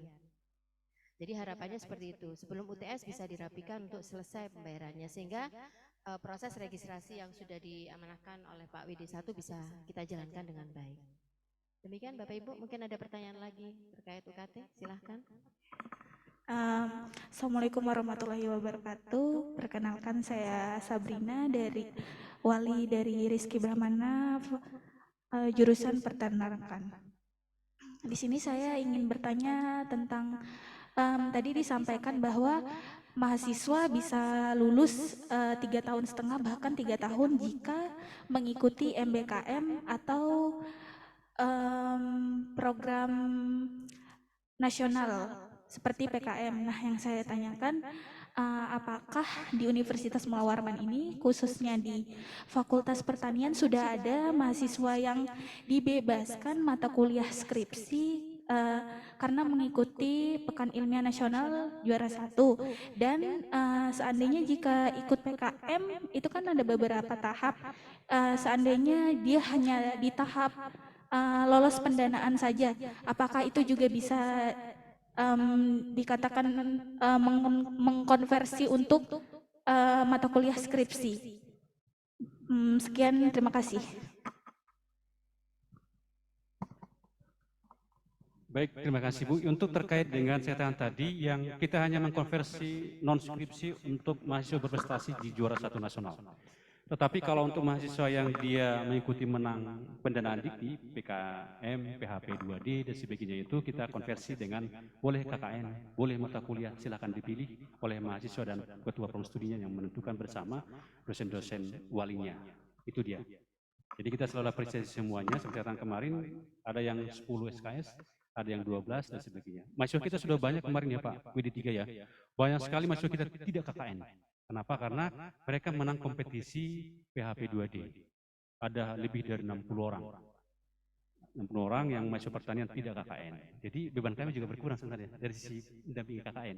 Karena mereka langsung kita berikan KKN, kita konversi langsung bebas KKN. Bebas lagi PKL. Nah, jadi KKN itu kan misalnya kita buatkan 3 atau 4, PKL adalah 2, kan dia kan baru dapat 5 tuh. Berarti dia masih dapat lagi 1 lagi mata kuliah. Kalau dia menang PHP 2D. Masyarakat tadi Bapak Ibu, bayangkan dia mengambil semester ini 24 SKS, tiba-tiba menang dia PHP 2D, dapat lagi 8 SKS. Wow, 32 SKS, nggak ada sebenarnya kan. Kalau di Dikti, SN Dikti, yang namanya 24 SKS adalah full. Kalau lewat dari situ tidak pernah lagi tidur mahasiswanya kan, karena habis waktunya semua itu belajar. Nah, ini yang kita berikan namanya apresiasi kepada mahasiswa kita yang berprestasi dan mau untuk mencoba untuk beberapa kompetisi-kompetisi baik nasional maupun kompetisi internasional. Kemudian yang dia sudah dipublish jurnal, kita tidak suruh dia untuk lagi ujian skripsi. Nah itu, jadi misalnya pembimbingnya dengan mahasiswanya, ternyata sebelum dia ujian pendadaran atau jadi pendadaran kalau di skripsi, kemudian sudah publish duluan. Jurnalnya sudah ada, tinggal kirim kasih tahu ke kami, dan dia tidak perlu lagi ujian, langsung dia lulus, bebas ujian pendadaran. Itu sudah kita lakukan Bapak Ibu, sudah itu. Baru kemarin karena COVID, ada mahasiswa kita tidak penelitian di lapangan, ada. Jadi dia hanya mereview, tapi submit jurnal. Bimbingan saya kebetulan, dia tidak penelitian di lapangan, mereview, submit, terbit, dan dia tidak perlu penelitian di lapangan. Karena kita indikatornya adalah publish jurnal. Jadi ada beberapa kriteria kita buatkan, kita desain Bapak Ibu, untuk mahasiswa kita bisa bersemangat dan beberapa item yang mereka bisa kejar untuk mencapai kecepatan kelulusan, pengalaman mereka dan sebagainya. Itu Bu ya, tapi kita untuk bebas skripsi harus juara 1 nasional. Itu baru kriteria kita. Oke demikian, ada lagi silakan Bapak Ibu. Kalau masih ada lagi yang mau bisa disampaikan atau hal lain, nanti kalau ada lagi silakan.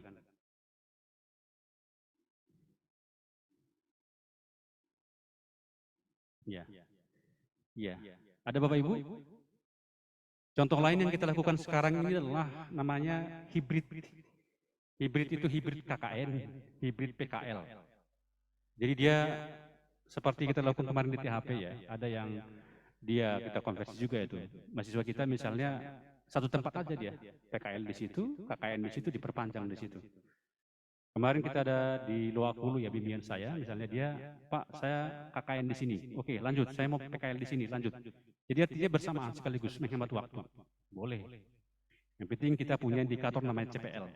Jadi capaiannya jelas dan outcome-nya jelas. Itu yang kita lakukan Bapak Ibu di dalam persiapan-persiapan anak-anak kita semua bisa mencapai prestasi-prestasi mereka terhargai dengan baik. Kemudian yang perlu kami sampaikan lagi Bapak Ibu, seluruh mahasiswa kita sejak 2020 kita kasih namanya satu lagi sertifikat, namanya sertifikat pendamping ijazah. Nah ini, dulu kan Bapak Ibu yang satu pasti hanya punya namanya transkrip sama ijazah. Sekarang selain itu kita berikan namanya sertifikat pendamping ijazah. namanya SKPI. Di situ terbukti apa Bapak Ibu?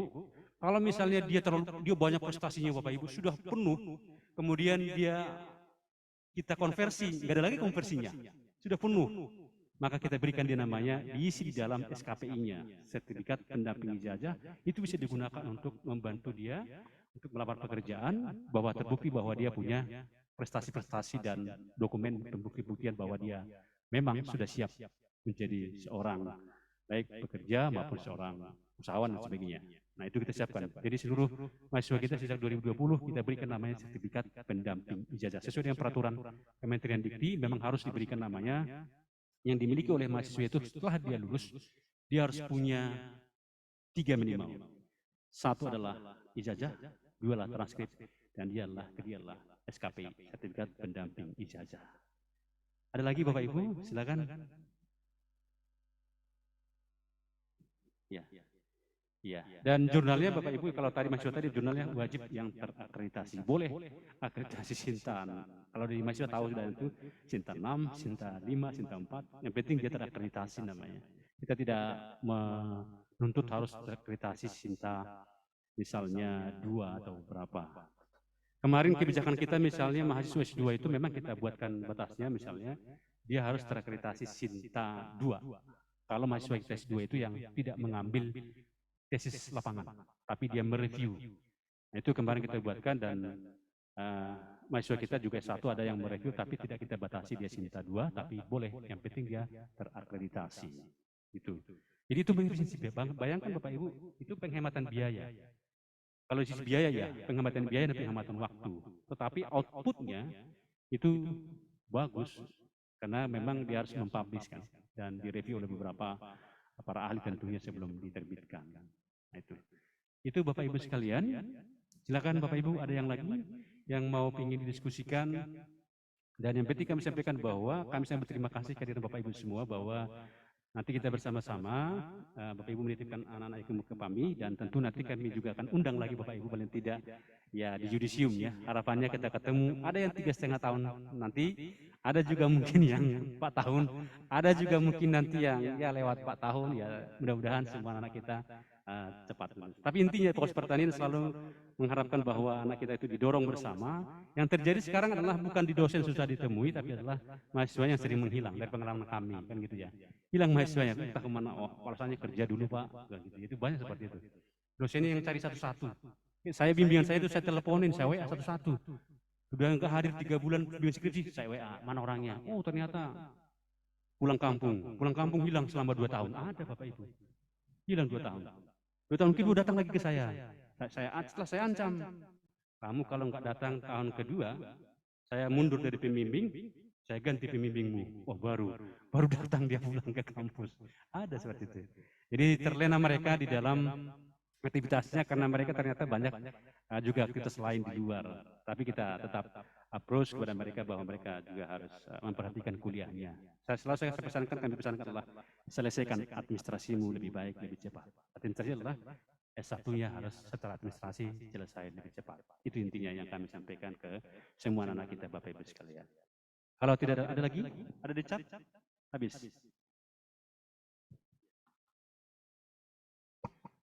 Bapak Ibu sekalian, mungkin di antara putra-putri Bapak Ibu ada yang mendapatkan bantuan KIPKA, mungkin bidik misi. Nah, memang tenggat waktunya 4 tahun Bapak Ibu. Jadi untuk bidik misi, KIPKA, insya Allah ditanggung oleh negara sebesar 2,4, itu kalau realnya, kemudian ada bantuan per bulannya yang masuk ke rekening putra-putri Bapak Ibu. Dan kami sampaikan bahwa mohon kalau bisa studinya ya tidak lebih dari 4 tahun, sehingga mohon progresnya untuk bisa dibimbing selalu putra-putrinya, karena begitu lebih dari 4 tahun atau di semester ke-9 kita akan kembalikan UKT-nya di minimal di kategori 3 begitu. Jadi kadang-kadang itu yang mengagetkan, kenapa kok UKT-nya kembali ke normal gitu. Karena memang harapannya teman-teman atau Bapak putra-putri Bapak Ibu yang mendapatkan bantuan bidik misi maupun KIPKA itu memang disupport tidak hanya secara perekonomian, tetapi juga diharapkan mengimbangi dengan prestasi. Dan ada juga kemarin juga kasus bidik misi itu kalau tidak salah harus lebih dari 3 Pak UKT-nya. Kurang dari itu maka akan dicabut semua hak kewenangan atau pemberian bidik misi bantuannya dan KIPK-nya. Jadi mohon itu, saya berharap, kami tidak berharap itu terjadi karena ini sangat membantu.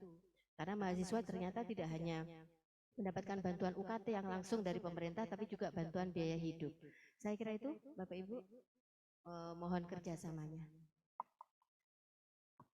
Baik, yang terakhir dari saya sebelum Pak Dekan akan menutup, yang pertama adalah Bapak Ibu, pesan kami, mohon diminta bisa password SIA-nya semua anak-anaknya.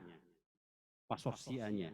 Jadi kalau bisa sekali-sekali suruh dia buka di depan Bapak Ibu, terutama yang memang tidak kos di sini kan, dia kan ke rumah dengan Bapak Ibu, kan bisa Bapak Ibu itu lihat SIA-nya. Sistem informasi akademiknya kan kelihatan aktivitasnya. Jadi kadang-kadang memang itu tidak di-approach oleh orang tua sehingga memang terjadi seperti sekarang. Kami memang sangat kesulitan dalam beberapa tahun terakhir, terutama untuk pandemi COVID kemarin. Kita memperpanjang lagi, bayangin Bapak Ibu, 7,5 tahun baru lulus. Diperpanjang lagi setengah tahun, per Desember. Jadi tahun ini tidak ada lagi Bapak Ibu seperti itu. Harapannya seperti itu ya, diperpanjang terus. Jadi kita sudah melakukan 3 tahun berturut-turut, jadi mahasiswa S1 boleh lulus sampai 7,5 tahun. Dan ternyata banyak juga tuh. Saya melihat dari status kita itu di Baberta, itu hampir 70 orang diperpanjang sampai 7,5 tahun. Nah, masalahnya bukan di kami sebenarnya tapi adalah memang rata-rata di kita, di mahasiswa sebenarnya. Itu yang terjadi Bapak Ibu sekalian. Jadi mohon si A-nya diminta passwordnya. Nanti kalau kita kurang melek dengan itu, dengan si A, suruh aja ya buka. Di HP-nya kan bisa kelihatan. Karena anak kita sekarang kan semua punya rata-rata smartphone ya. Dek, tolong bukakan nomor, dibukakan si A-mu dulu gitu. Boleh. Contohnya nanti semester depan, semester 2 ya. Jangan seperti kejadian selama ini misalnya sudah bayar orang kuliah tapi nggak pernah bayar orang kuliah. Karena nggak pernah dikontrol orang tua.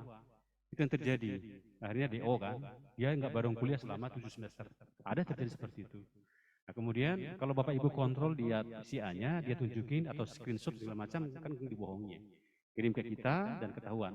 IP-nya juga berapa, ketahuan di situ. Dia mengambil mata kuliah apa juga ketahuan di situ, Bapak Ibu sekalian.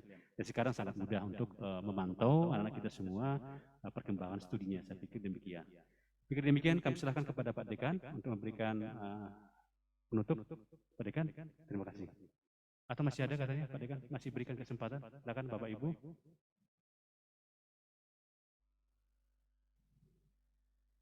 Wah, kayaknya terlalu serius kita ya. Atau karena kami terlalu cepat. Tapi ya, yang intinya Bapak Ibu sekalian, kita sama-sama Bapak Ibu ya, bahwa Bapak Ibu menitipkan anak kepada kami, kita berjuang bersama untuk mendidik mereka, membuat mereka lulus. Saya harus katakan bahwa kami mengantarkan Anda menjadi sarjana. Itu intinya. Silakan Pak Dekan.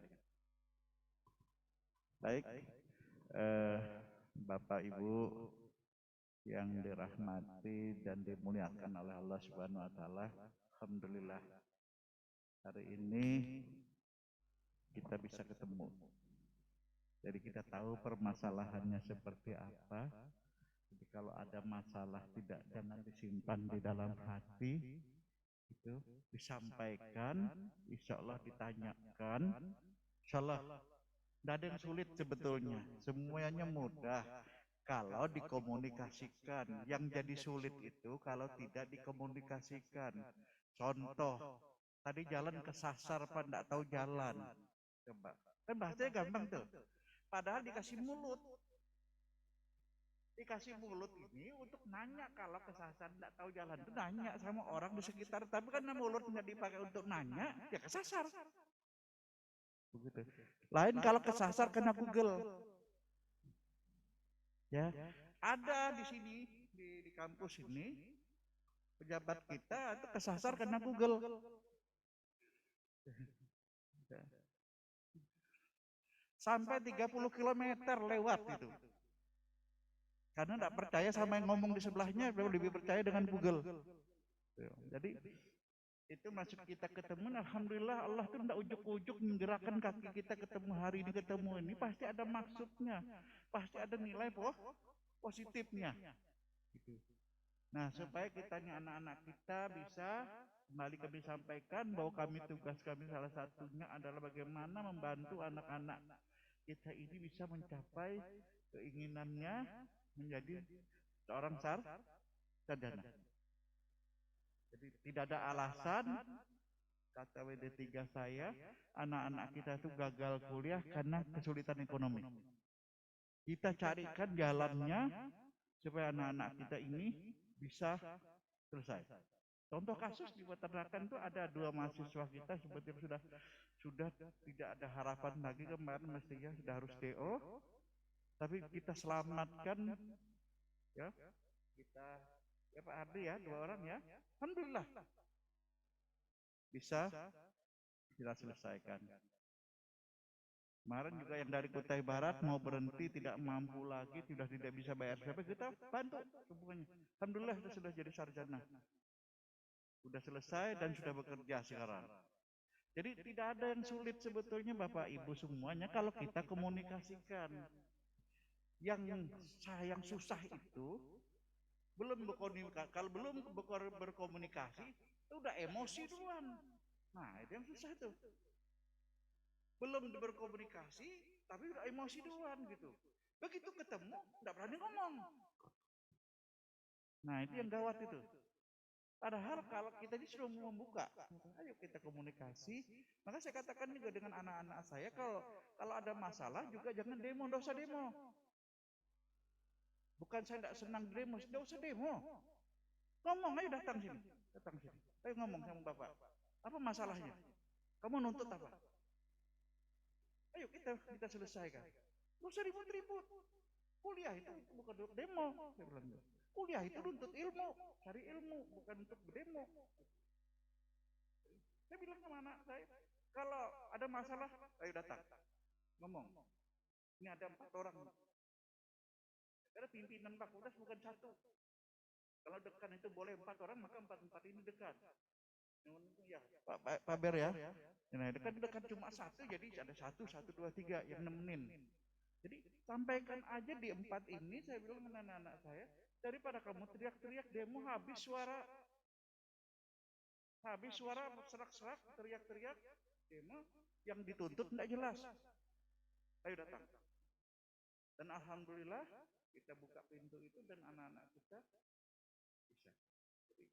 Tidak ada yang sulit Pak, kalau kita bisa berkomunikasi. Nah, orang tua dengan kami di sini, nah, anak-anak juga demikian.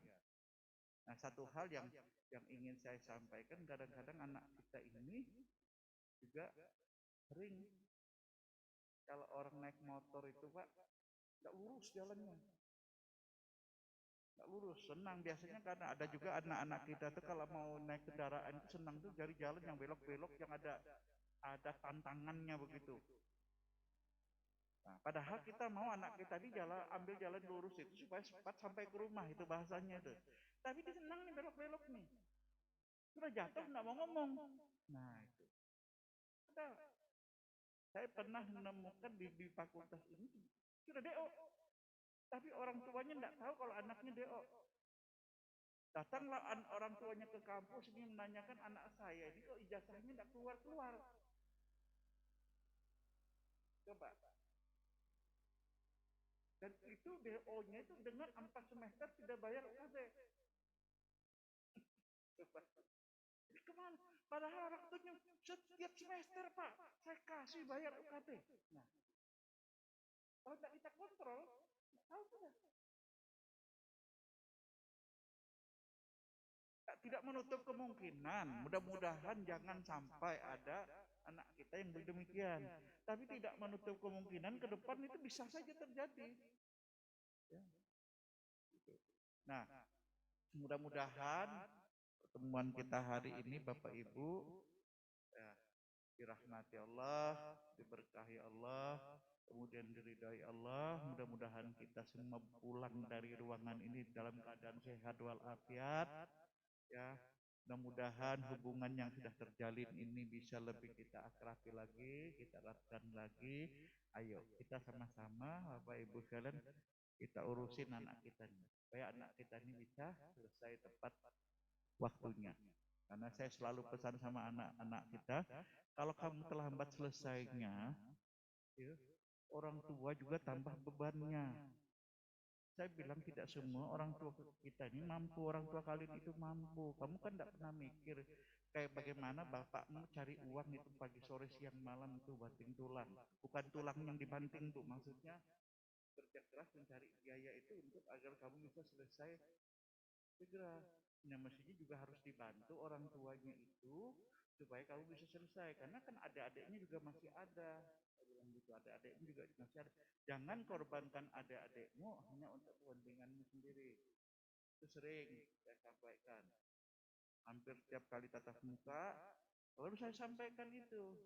Untuk mengingat, menggerak, menggoyang hatinya ini supaya dia punya keinginan untuk segera menyelesaikan. Silahkan kuliah, utamakan belajarnya, mau ikut organisasi monggo silahkan, tidak dilarang, tetapi yang cerdas dalam berorganisasi.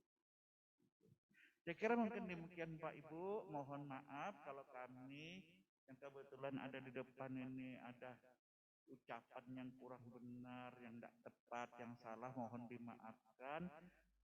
Mudah-mudahan kita semua pulang dari ruangan ini dalam keadaan semuanya bersih hati, bersih pikiran, dan mudah-mudahan kita selalu dipeliharakan oleh Allah kesehatan kita, keselamatan, dan dijauhkan dari segala bencana.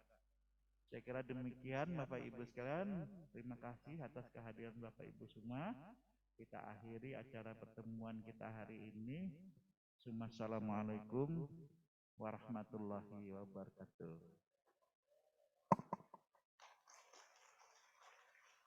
Saya akhiri sebuah pantun Bapak Ibu. Pohon palem ada di simpang 3. Jangan lupa buahnya tolong dibawa. Meskipun kita akan berpisah raga, namun tetaplah bersatu dalam jiwa. Terima kasih, sampai kita ketemu pada kegiatan selanjutnya.